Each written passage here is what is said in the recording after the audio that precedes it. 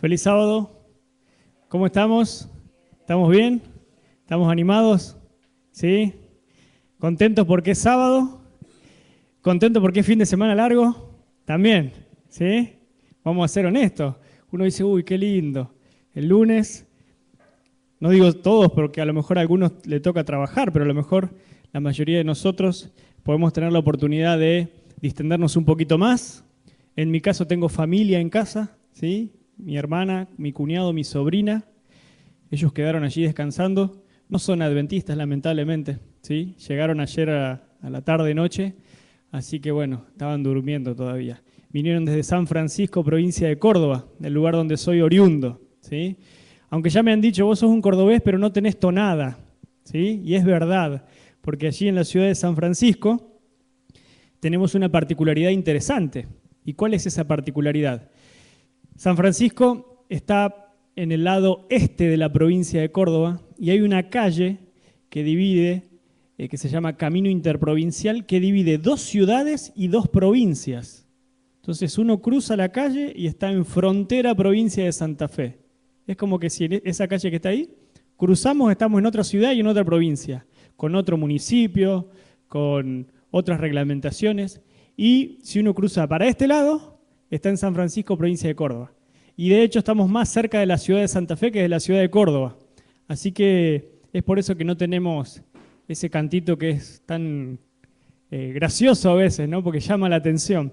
Y aparte, bueno, porque jovencito salí de ahí de San Francisco para la universidad y después, bueno, uno se le va pegando el acento de todos los lugares donde está trabajando, ¿no? Hermanos, hace un par de semanas atrás tuvimos semana de oración en la escuela. La semana se tituló Nacidos para Triunfar. Y en esa selección de temas que uno tiene que hacer con los jóvenes para predicar, hay un tema que quedó fuera de ese grupo de temas, ¿no? Eran 5 temas del lunes al viernes que había que predicar y hubo un tema que quedó fuera. Pero ustedes van a tener el privilegio de escucharlo porque ese sexto tema es el que voy a predicar con ustedes en esta mañana.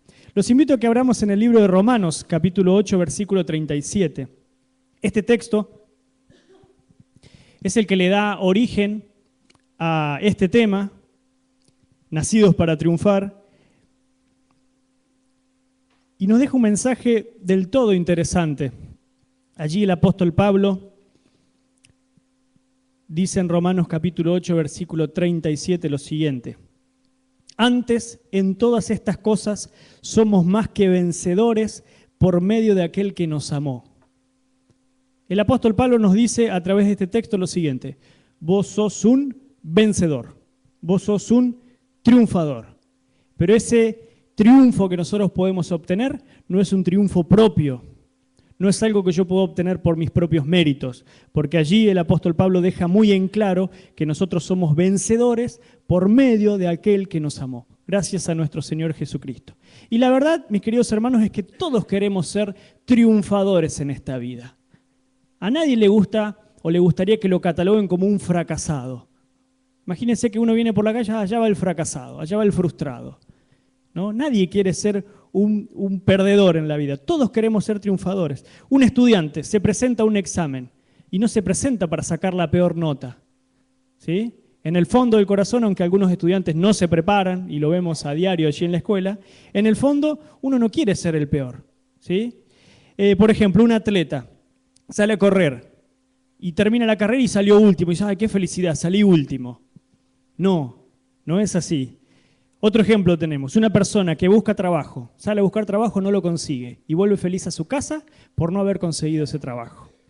El que se casa, si bien el índice de divorcios cada vez es más alto, ¿sí? Pero nadie se casa pensando que al siguiente mes va a fracasar, no va a triunfar en su matrimonio y se va a divorciar. Todos queremos ser triunfadores en la vida, pero el triunfo, el éxito que Dios quiere ofrecernos es un éxito totalmente diferente a aquel que el mundo ofrece. Porque el éxito, según una perspectiva bíblica, trae gozo y trae felicidad. Y hay un ejemplo que yo suelo citar muy a menudo, que es del actor Robin Williams, ¿sí? ¿Quién no se emocionó con alguna película, ¿no?, de Robin Williams? Tantas películas que hemos visto, ¿no? Entonces yo hice un ejercicio allí con los alumnos y en una de las clases entré y pregunté, ¿no? ¿Qué te sugiere o qué te sugería la persona de Robin Williams? Si tuvieses que definirlo con una palabra, ¿cómo lo definirías? Entonces ahí ellos decían, alegre, simpático, irradia felicidad, ¿sí? Buena onda. Es como que daría gusto tener un amigo así, ¿no? Al menos lo que se ve cuando actuaba o lo que se veía cuando actuaba. Pero este hombre, que aparentemente era un triunfador, según el mundo, ¿sí? Que tenía todo, que tenía dinero, que tenía fama, era solamente un estereotipo o algo por fuera solamente, pero nadie sabía lo que había en su interior y lamentablemente terminó quitándose la vida. Entonces, ¿qué demuestra eso? Que el éxito ese que quiere ofrecernos el mundo puede llegar a ser un éxito engañoso, un éxito mentiroso, ¿sí? Y que lo importante no es lo exterior, sino que es la vida interna, es lo que nosotros llevamos dentro. Ahora bien, cuando yo quiero buscar un triunfador en la Biblia, quiero buscar algún personaje que me inspire, nosotros podemos enumerar varios personajes bíblicos que nos gustaría poder imitar. Pensamos, por ejemplo, yo voy a tirar algunos, nomás capaz que ustedes tienen otros. Pensamos, por ejemplo, en el rey David. Y uno piensa en el rey David, ¿no? Líder, conquistador, el rey más importante que tuvo el pueblo de Israel. De hecho, dice allí la Biblia que él tenía un grupo de valientes. Dentro de su ejército había un grupo que se llamaban los valientes de David. Y ellos iban y defendían a su líder como diera lugar, ¿no? No les importaba absolutamente nada. Tenían una lealtad hacia David impresionante. Pero ¿cómo se logró eso? Justamente por el respeto, por el trabajo. Ahora, yo no puedo venir a la iglesia diciendo yo quiero ser como David en su totalidad. Porque era un hombre, tenía cosas muy buenas, obviamente yo me puedo quedar con los aspectos positivos, pero también nosotros podemos lamentablemente mencionar el pecado que tuvo David con Betsabé. Tenemos otro ejemplo, por ejemplo, valga la redundancia, Moisés, también líder, ¿sí? Milagros espectaculares hizo él, pero en un momento determinado, cuando tenía que hablarle a la roca, ¿sí? ¿Él qué hizo? La golpeó. Entonces Dios le dijo, mira, por causa de esta situación, vos no vas a entrar en la tierra prometida. Entonces yo puedo decir, ¿quiero ser como Moisés? Sí, pero no puede ser mi modelo a seguir en todas las cosas. Y el último ejemplo que quiero citar es el de Pedro. ¿Saben qué es interesante? Porque en la lista de los evangelios, cuando se mencionan los discípulos, el orden que se da en Lucas, en Mateo, Marcos y Lucas, es distinto en los tres libros. Juan no tiene lista de los discípulos, pero en los tres evangelios sinópticos se dan órdenes diferentes, pero siempre el que aparece primero, ¿saben quién es? Pedro. Entonces, evidentemente, Pedro tenía una influencia sobre el resto del grupo, ¿sí? Podemos decir un montón de cosas de Pedro, pero lo que no podemos negar es que le faltaba disposición para el trabajo. Eso no, ¿sí? Siempre estaba ahí dispuesto, el Señor Jesús necesitaba algo y él aparecía allí en escena. Normalmente metía la pata, ¿sí? Pero él se esforzaba para hacer el bien. Ahora, yo no puedo decir quiero ser como Pedro, porque también tiene una parte o un momento cuando él negó a Jesús. Entonces, todos estos ejemplos bíblicos que son dignos de imitar en algunos aspectos y en otros no, nos llevan a sacar una conclusión, que el único modelo, ejemplo, y voy a decir algo que es tremendamente obvio, pero el único modelo, ejemplo que nosotros tenemos que seguir es el ejemplo de Jesús. Pastor, como dicen los chicos, chocolate por la noticia, ¿no? Pero a veces es importante que nosotros tengamos presente siempre que yo me levanto a la mañana temprano y tengo que imitar a Jesús, constantemente. Ahora, miren lo que dice el apóstol Pablo en relación a este tema, en Efesios capítulo 4, versículo 11 al 13. Él nos da allí el parámetro, la norma, ¿sí? El criterio que como cristianos nosotros tenemos que tener para poder alcanzar las metas y los blancos que la Biblia nos propone. Efesios capítulo 4, versículo 11 al 13. Dice lo siguiente allí el texto bíblico. Y él mismo constituyó a unos apóstoles, a otros profetas, a otros evangelistas, a otros pastores y maestros, a fin de perfeccionar a los santos para la obra del ministerio, para la edificación del cuerpo de Cristo. Y aquí está la clave, versículo 13, hasta que todos lleguemos a la unidad de la fe y del conocimiento del Hijo de Dios, a un varón perfecto, a la medida de la estatura, de la plenitud de Cristo. Entonces la norma que pone el apóstol Pablo es alta. ¿Cuál es tu blanco? ¿Cuál es tu meta? La medida de la estatura, de la plenitud de Cristo. ¿Qué pasa si nosotros no luchamos para alcanzar esta medida o nos conformamos con un poquito menos? El apóstol Pablo sigue diciendo, para que ya no seamos niños fluctuantes, llevados por doquiera de todo viento de doctrina, por estratagema de hombres, que para engañar emplean con astucia las artimañas del error. Es decir, si yo no tengo como meta cada día crecer hasta la estatura de Cristo, puedo llegar a ser engañado por el error. Y sigue diciendo, sino que siguiendo la verdad en amor, crezcamos en todo aquel que es la cabeza, esto es Cristo. Mi meta es Cristo, mi blanco es Cristo. Cristo es el mayor ejemplo que yo tengo de un triunfador en la Biblia, con todas las letras. El libro de Educación, hablando de este mismo tema, lo describe de la siguiente manera. El ideal que Dios tiene para sus hijos está por encima del alcance del más elevado pensamiento humano. El blanco a alcanzarse es la piedad, la semejanza a Dios. Entonces uno por ahí mira su vida y dice, estamos lejos, ¿eh? Uno dice, bueno, ¿cuánto me falta? El tema es que nosotros nunca dejemos de crecer. ¿Cuál es el problema cuando nosotros dejamos de crecer? Porque no existe un punto intermedio de transición que yo diga, bueno, yo estoy acá estancado, pero no voy ni para atrás ni para adelante. Porque eso no es un criterio bíblico, porque Jesús en ese aspecto siempre marcó polos opuestos. Él dijo, el que conmigo no junta, desparrama. Entonces, evidentemente, yo no puedo decir, bueno, ya está. Me quedo en este escalón, esperando, y después sigo. Cuando yo digo que me estanco un poquitito, sin darme cuenta, porque suele pasar, de a poquito empiezo a retroceder en la vida cristiana y empiezo a cometer errores que antes no cometía. Entonces a veces yo pienso ingenuamente, bueno, pero yo estoy como que esperando como un trampolín. No, el crecimiento tiene que ser constante. Dios le dijo a Abraham, camina delante de mí y sé perfecto. Entonces este concepto de caminar, de andar, tiene que ser algo constante. Entonces yo los invito a que ustedes hagan un ejercicio. Miremos para atrás nuestra propia vida espiritual y pensemos, ¿sí? Yo hace, por ejemplo, 17 años que me bauticé, ¿sí? Entonces yo miro para atrás, en mis 17 años, en mi caso, bueno, en su ejemplo pueden ser 5, 10, 20, no sé. Miren para atrás, ¿cómo ha sido mi vida cristiana? ¿Ha crecido? ¿Ha decrecido? ¿Había cosas que antes no aceptaba y ahora estoy aceptando? ¿Estoy todos los días tratando de parecerme más a Jesús? Porque ese es el blanco, esa es la meta. ¿Y saben una cosa? Esto no es algo metafórico que Jesús nos dejó. No es que Él nos dijo, bueno, crezcan hasta mi estatura y como que lo dijo así para salir del paso. No, porque Dios nunca nos pondría una meta, un blanco que nosotros no podríamos alcanzar, porque si no se estaría tornando en un Dios que no dice la verdad. Él nos pone una meta, un blanco, que sabe que nosotros sí podemos alcanzar.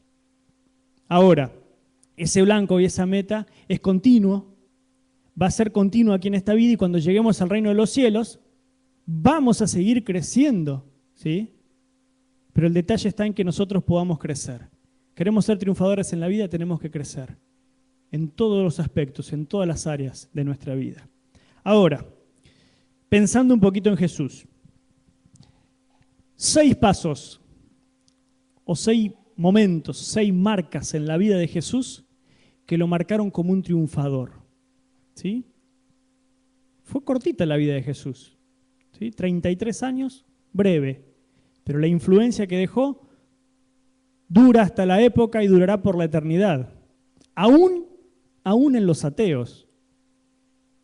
Porque nadie dice, o la historia no se divide antes y después de Buda, o antes y después de Mahoma, antes y después de Cristo. Entonces, aún en las personas que no creen en Jesús como el Mesías, saben que la influencia que Él dejó dura hasta el presente y durará por la eternidad. Ahora, yo los invito a que podamos repasar estos 6 pasos que Jesús tuvo en su vida para llegar a ser un triunfador y para que nosotros también podamos ser un triunfador. Y es interesante cómo empieza Jesús esta carrera para alcanzar la victoria. El primer paso que Él da, por así decirlo, comienza en un establo. Y allí en Lucas capítulo 2, versículo 27, nos declara esto. En un pesebre, no había lugar en el mesón, y lo mandaron al establo. Ahora, ustedes se pusieron a pensar cómo la obra de la redención comienza en un lugar así. Uno podría haber dicho, bueno, el Hijo de Dios debería haber nacido en un palacio, en un lugar mucho más prestigioso, pero comienza en un establo. Entonces, todo lo que Dios toca siempre comienza de lo inesperado. ¿Sí? Dios toca lo que no es para que sea. Entonces es interesante porque Dios nunca usa aquel que todos usaríamos. Yo siempre digo que de los 12, al único que hubiéramos elegido nosotros, ¿saben a quién es? A Judas. Es el único que hubiéramos elegido, porque era el más inteligente del grupo. Pero evidentemente Dios no mira lo externo, sino que mira más allá. Cuando Samuel viene a ungir a David y empiezan a pasar allí los hermanos de David, entonces Samuel le dice, Señor, es este, no, yo lo desecho. Y viene el segundo, es este, no, yo lo desecho. Y pasan uno a uno. Entonces Dios le dice a Samuel, no te confundas, Samuel, ¿sí? Yo miro lo que el hombre no mira. Entonces le preguntan allí, ¿tenés algún otro hijo? Sí, hay un pastorcito allí, con olor a oveja, en el medio del campo. Bueno, tráelo porque hasta que él no llegue, no vamos a empezar a comer. Viene David, es este, chiquitito, prácticamente nadie hubiese pensado en él como rey. Pero Dios no mira lo que nosotros miramos. Por eso es interesante, hermanos, que nosotros sepamos que para ser triunfadores en la vida, para servir al Señor, tenemos que comenzar con nada. Entonces, ¿cómo puede ser, pastor? Tenemos que comenzar con nada. Y cuando digo comenzar con nada, es porque a veces Dios quiere derribar de nuestra mente castillos de preconceptos y de ideas que nosotros pensamos que son correctas y que tal vez nos hemos manejado así durante mucho tiempo, pero que el Señor quiere limpiar para arrancar de cero. Y el mayor ejemplo de esto fue el apóstol Pablo, donde Dios lo hizo arrancar de cero. Y era un tipo instruido, era alguien que sabía lo que supuestamente él hacía como correcto. Sin embargo, Dios se le presenta allí en la persona de Jesucristo, lo deja ciego y dice, entra a la ciudad y yo te voy a decir lo que tenés que hacer. Entonces, ¿queremos ser triunfadores? ¿Queremos servir al Señor? Tenemos que decirle, Señor, yo no tengo nada para ofrecerte, pero acá estoy. Y de la nada, el Señor puede hacer grandes cosas. Y miren si no el ejemplo en la vida de Jesús. De la nada, de un establo, lugar muy humilde, muy sencillo, nació el Salvador del mundo. Allí comenzó su ministerio. El segundo paso por el cual pasa Jesús, la segunda instancia, es la carpintería. La carpintería. ¿Hay algún carpintero entre nosotros? ¿No? Bueno. Marcos 6:3. Vamos a leer este texto. Interesante lo que se decía de Jesús cuando él comienza su ministerio. Y hay otra cosa muy importante también. La carpintería fue el sitio en donde más estuvo Jesús. No fue un sitio momentáneo, fue donde más tiempo pasó a lo largo de toda su vida. ¿Sí? Entonces, evidentemente, la carpintería debe tener algún lugar preponderante, o debió tener algún lugar preponderante en la preparación de Cristo. Dice allí Marcos 6:3, ¿no es este el carpintero, hijo de María, hermano de Jacobo, de José, de Judas y de Simón? ¿No están también aquí con nosotros sus hermanas? Y se escandalizaban de él. Este no es el carpintero que nosotros los veíamos con mameluco, allí con los serruchos, saliendo de su casa, dirigiéndose al taller. No es este que nosotros lo veíamos. ¿Cómo que ahora dice que es el Hijo de Dios? No entendemos. Pero mis queridos hermanos, en la carpintería nosotros obtenemos ese desarrollo silencioso. Y hay un desarrollo silencioso que nosotros necesitamos para poder comprender la misión. Y es interesante porque nosotros queremos prepararnos queremos prepararnos poco tiempo para servir toda una vida. Y Jesús se preparó solamente se preparó 30 años en la carpintería para servir 3 años. Entonces, evidentemente, la carpintería no es un lugar agradable, pero es un lugar que nosotros necesitamos de preparación, donde comprendemos la misión del Señor. Pienso, por ejemplo, en Nehemías. Estaba siendo copero del rey y Nehemías, en un momento determinado, empieza a orar y a ayunar por su pueblo que estaba totalmente abatido. ¿Sí? Y cuando él empieza su oración, dice Nehemías capítulo 1, no sucede nada importante, pero en el capítulo 2, cuando el rey Artajerjes le dice, ¿qué te pasa, Nehemías? Y él le comenta el plan, yo quiero volver a mi pueblo y quiero reconstruir los muros y demás. Habían pasado 4 meses. Entonces, a veces nosotros también necesitamos tener ese sitio de espera para prepararnos. No podemos salir a la misión sin una preparación previa. Uno puede decir, bueno, pero Jesús, pensemos un poquito, empezó su ministerio a los 30 años. ¿Y por qué no lo empezó a los 25? ¿Y por qué no lo empezó a los 20? A los 18 ya era mayor de edad, al menos en nuestra época. A los 16 ya podía votar. Entonces, ¿por qué no lo empezó antes? Evidentemente ese sitio de espera era importante. Y nosotros también necesitamos ese sitio de espera, pero no podemos estar toda la vida en la carpintería tampoco. En algún momento tenemos que salir. ¿Y saben cuándo se cumple esto? Llegan las elecciones de la iglesia, donde se eligen los nuevos cargos, y aquellos que han estado en junta de nombramiento van a poder confirmar lo que digo. Hay cargos que decimos, ¿y a quién ponemos acá? Y parece como que nadie es idóneo para el cargo. Entonces empieza a orar, a orar, a orar, y alguien de repente dice, hay un hermano o hay una hermana que viene todos los sábados, que se nota como que si fuera responsable, tal vez podríamos darle.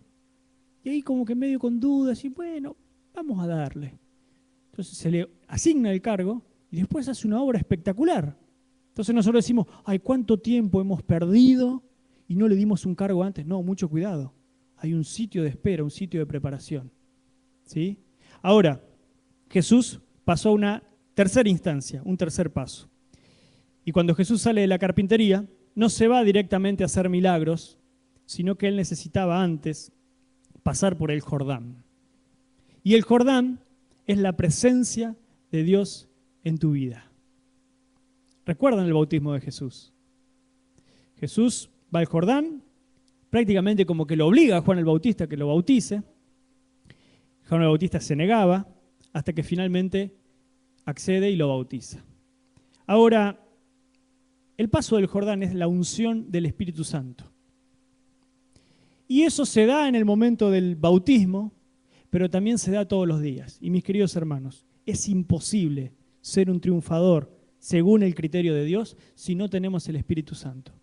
Es imposible llevar adelante la obra de redención o la obra de salvación de las personas que no conocen el mensaje sin tener el Espíritu Santo. Es imposible. Podemos tener los mejores planes, podemos tener los mejores recursos, podemos tener todo, pero sin el Espíritu Santo no vamos a poder hacer nada. Y yo pienso, cuando Jesús inició su obra así, ¿no? ¿Qué tenía él? No tenía cañón, no tenía notebook, no tenía Twitter, no tenía Facebook, no tenía tantos medios de comunicación como los que tenemos ahora, pero dicen los evangelios que su fama se expandía y se conocía acerca de Jesús. ¿Pero qué tenía él? La unción del Espíritu Santo. Entonces nosotros hoy tenemos muchísimos más recursos de los que tenía Jesús en aquella época. Pero de repente no tenemos que olvidar el recurso más importante, la obra del Espíritu Santo. No en vano cuando Jesús se va al cielo le dice a los discípulos, no se vayan, quédense acá hasta que venga el Espíritu Santo. Llegó el Espíritu Santo y la obra de conversión que se registró en aquella época no se registró nunca más en la historia del cristianismo. El crecimiento explosivo que tuvo el cristianismo después de que Jesús se fue, no se registró nunca más. Entonces, aparentemente su obra había sido un fracaso, porque lo crucifican, uno lo entregó, otro lo negó, los 10 restantes lo dejaron solo. la gente se reía de él y dice, todo fue un fracaso. 3 años, 30 años en la carpintería, 3 años trabajando y fue un fracaso. Pero después de que él asciende al cielo, la obra de Cristo tiene una explosión impresionante. Entonces nosotros no tenemos que medir nuestro trabajo por los resultados aparentes, ¿no? Porque hay una obra que nosotros tenemos que hacer que va a dar sus frutos por la eternidad, pero con este ingrediente, el Espíritu Santo. La pregunta es, ¿cuándo fue la última vez que clamamos a Dios por el Espíritu Santo para que dirige nuestra vida? ¿Cuándo fue la última vez que clamamos a Dios por el Espíritu Santo para que nos lleve a predicar el Evangelio a aquellos que no lo conocen? Señor, hoy te pido que me ayudes a alcanzar a alguien. Necesitamos eso. Saben que la iglesia sabe de esta necesidad. Sabemos de esta necesidad. Por eso es que hace un tiempo se han largado planes, ¿no? o proyectos. Reavivamiento y reforma, ¿sí? Reavivados por su palabra. Qué curioso es que se largue un plan de lectura de la Biblia. Un plan sistemático de lectura de la Biblia que está fantástico. ¿Pero por qué se larga un plan? Porque evidentemente es una carencia que nosotros tenemos. Entonces, mis queridos hermanos, el paso del Jordán para ser exitosos lo necesitamos. Necesitamos todos los días recibir la unción del Espíritu Santo. Después del Jordán, Jesús tampoco empezó a hacer milagros enseguida, sino que Él se fue al desierto. Al desierto. Y el desierto es el trato silencioso de Dios para con nosotros. Oramos a Dios y parece que no sentimos nada. A veces en el desierto sentimos que Dios nos abandonó, pero muchas veces Dios nos manda al desierto para que en el silencio podamos escuchar su voz. Yo vivo en Florida Oeste, estoy a unas 15 cuadras más o menos de Panamericana, y desde mi casa a la mañana temprano cuando me levanto, puedo, si yo me quedo un ratito y agudizo un poquito el oído, puedo escuchar los vehículos que pasan por Panamericana. Entonces, necesitamos ese silencio, necesitamos ese espacio para encontrarnos con Dios. Y si Jesús, que vivía en una época donde no tenemos tantos medios de transporte y tantas cosas, contaminación sonora como la que tenemos hoy, aún así se iba al desierto a orar, ¿cuánto más nosotros en este lugar que hay tanta gente? Y en el silencio es donde nosotros escuchamos la voz de Dios. Cuando parece que Dios nos abandonó, en realidad Dios está allí con nosotros. ¿Y saben cuál es el mejor y el mayor ejemplo de esto? El profeta Elías. El profeta Elías había condenado la actitud de Acab, había matado a los profetas de Baal, pero al capítulo siguiente, allí en el libro de Reyes, le dice al Señor, Señor, quítame la vida porque no soy mejor que mis padres. Mátame. Estaba pasado de vuelta, ¿no? Estresadísimo. Entonces, allí el texto bíblico dice que apareció un gran terremoto, pero Dios no estaba en el terremoto. Apareció un viento que rompía las peñas y demás, Dios no estaba en el viento. Un fuego, tampoco Dios estaba en el fuego. Y por último, dice que había un silbo apacible. Y en ese silbo apacible es donde Elías vuelve a escuchar la voz de Dios. Entonces, desiertos a menudo vamos a tener en nuestra vida cristiana, momentos de dificultad, pero allí, en esos momentos de intimidad con el Señor Jesús, es donde nosotros podemos escuchar su voz. Y necesitamos escuchar su voz. El quinto paso, por el cual pasó Cristo. Lógicamente, ¿no? Vinieron los milagros, vino toda la obra que Él realizó, que fue impresionante. Pero el quinto paso es la cruz. La cruz. Y Marcos 8:34 dice, el que quiere venir en pos de mí, niéguese a sí mismo, tome su cruz y sígame. Y muchas veces hemos interpretado este texto de la siguiente manera. Hemos dicho, no, llevar la cruz es tener las cargas de la vida. Cuando Cristo dice, tenés que cargar tu cruz, es porque ser cristiano es difícil, porque el camino a la salvación es estrecho. Y tiene algo de verdad eso. Pero en realidad lo que Jesús está queriendo decir acá, cuando le dice a sus discípulos, si ustedes quieren venir en pos de mí, tomen su cruz y síganme. ¿Saben lo que está queriendo decir Jesús aquí? Tomen su cruz y vengan conmigo al Calvario y crucifíquense conmigo. Eso es lo que está queriendo decir. Pero pastor, ¿cómo que nos vamos a crucificar con Jesús si Cristo ya murió por nosotros? Pero acá no está hablando de una crucifixión literal. Está hablando de una crucifixión de nuestro orgullo. Está hablando de una crucifixión de nuestra suficiencia propia. Está hablando de una crucifixión de mis méritos, que cuando nosotros en realidad creemos que nos acercan a Jesús, en realidad no nos acercan a Jesús. Y les digo más, si nosotros salteamos este paso, nuestra vida espiritual está condenada al fracaso. No existe victoria sin cruz. No existe triunfo en esta vida sin cruz. Necesitamos todos los días ser crucificados por Jesús. Y el apóstol Pablo lo comprendía muy bien a esto. Con Cristo estoy juntamente crucificado y ya no vivo yo, ya no son mis pensamientos, ya no son mis sentimientos, ya no son mis planes, ya no es mi voluntad. Eso lo agregué yo, ¿no? Sino que ahora Cristo vive en mí. Pero ¿saben una cosa? El diablo está empeñado que nosotros tengamos una vida de victoria sin cruz. Y constantemente nos ofrece una vida de victoria sin cruz. Y eso no existe. Hasta el mismo Jesús se le dijo, y hasta el último momento se lo tentó a usar sus poderes. Si eres el Hijo de Dios, bájate, si vos tenés poder. No necesitas la cruz, bájate de la cruz si eres el Hijo de Dios. Los soldados, el ladrón que estaba allí, uno de los ladrones que estaba crucificado con él. Entonces constantemente tentándolo a Jesús diciendo, no necesitas pasar por esto. Cuando Jesús va al desierto de la tentación, todo esto te daré si postrado me adorares. No necesitas ir a la cruz, ya lo podés tener aquí, ahora, ya. Pero mis queridos hermanos, la vida cristiana, si queremos que sea una vida de triunfo, tenemos que ir a la cruz.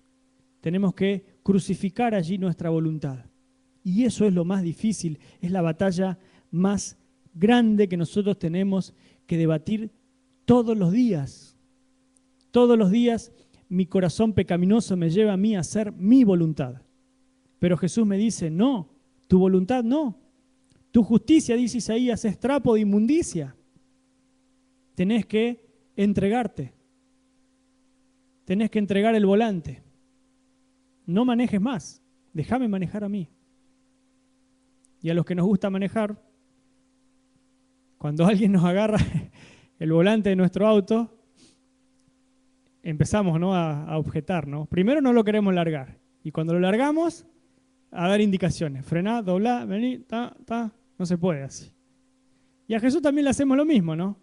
Por ahí le damos el volante y le decimos a Jesús, y Jesús, si agarramos este camino y vamos por acá, queremos darle alguna indicación. Pero no funciona de esa manera. Yo tengo que ser allí copiloto, sentarme y dejar que Jesús maneje. Si la victoria ya está ganada, si Él sabe cómo llegar. Yo no necesito GPS estando Jesús al lado mío, porque Él conoce el camino.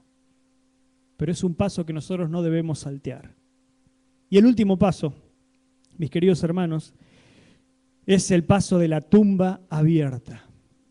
Cuando las mujeres fueron al sepulcro, ¿a quién están buscando? No está aquí, ha resucitado.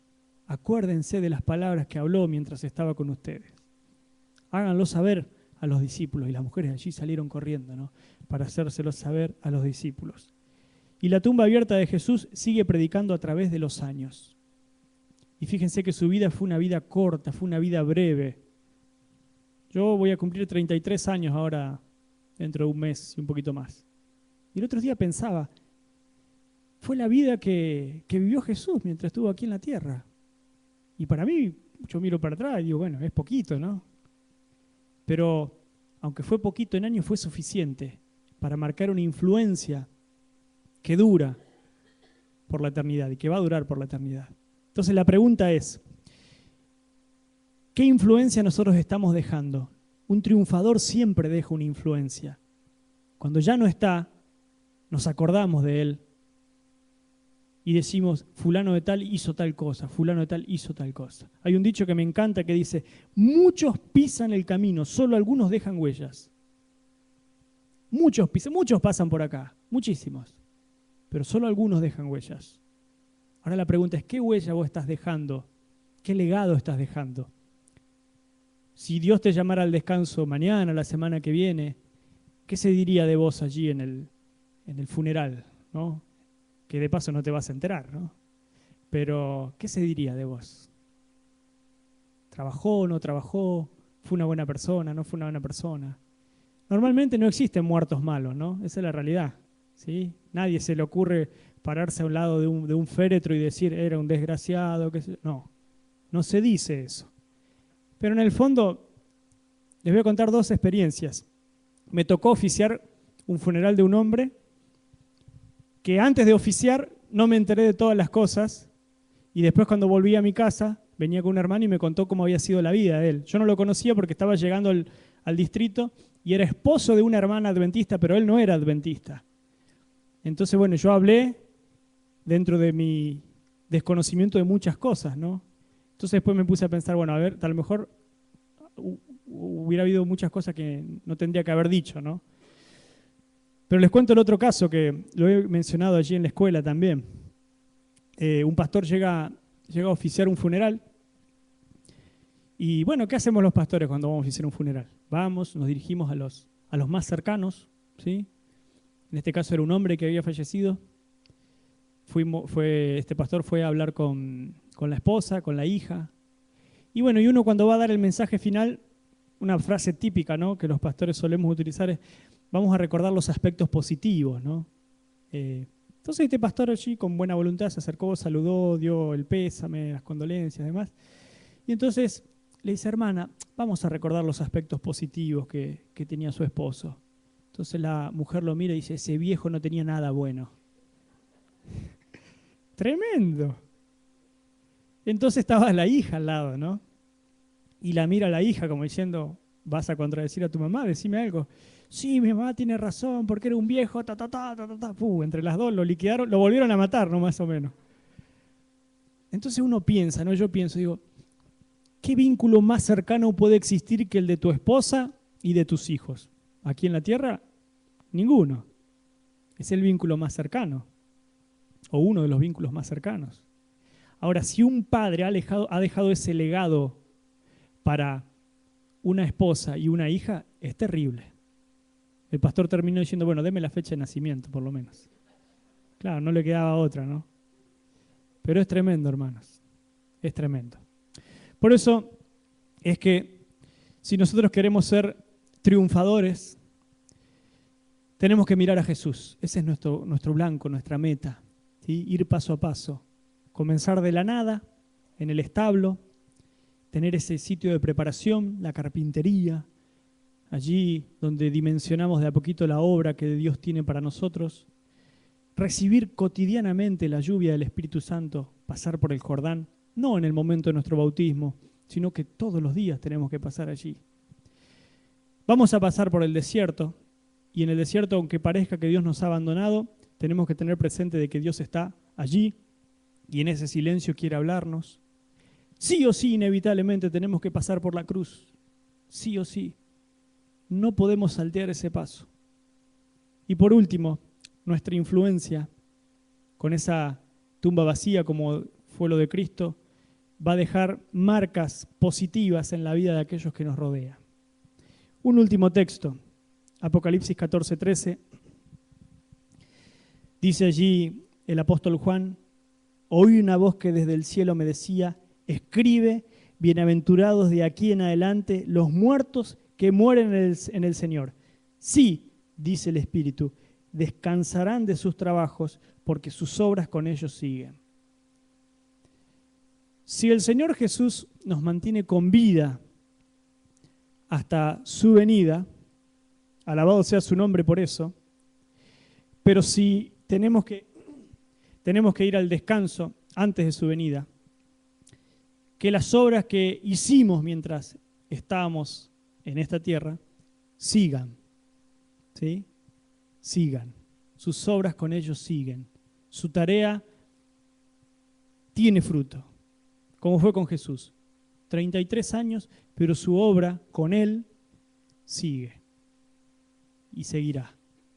Y Dios desea también eso de nosotros, triunfadores, siguiendo estos pasos, tratando de alcanzar ese blanco que Dios nos propone, pero que nuestra obra siga.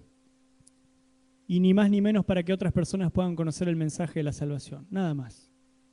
Cuando el pastor Bullón estaba a punto de jubilarse, le hicieron una entrevista en el canal Nuevo Tiempo de Chile. Ustedes la buscan en YouTube, ponen entrevista a Pastor Bullón, dura como 2 horas y tanto, ¿no? Pero le preguntan de toda su vida, ¿no? Es impresionante.